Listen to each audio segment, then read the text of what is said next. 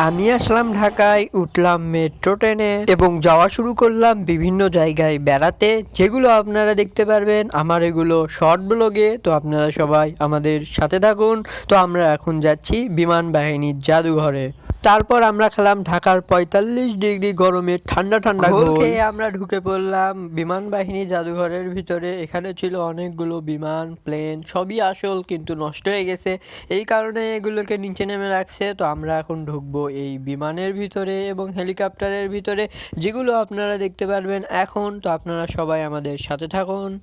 তো আমরা এখন ঢুকতেছি প্লেনের ভিতরে। তো আপনারা দেখতে পাচ্ছেন প্লেনের ভিতরের খুব সুন্দর দৃশ্য এবং যেখানে পাইলট চালায় সেখানকার দেখতে পাচ্ছেন আপনারা, সেই রকম লাগতেছে। প্লেনের ভিতরে ঢুকে প্রথমবার আমি প্লেনের ভিতরে ঢুকলাম। তো আপনারা দেখতে পাচ্ছেন ভিতরে অনেক সুন্দর লাগতেছে দেখতে।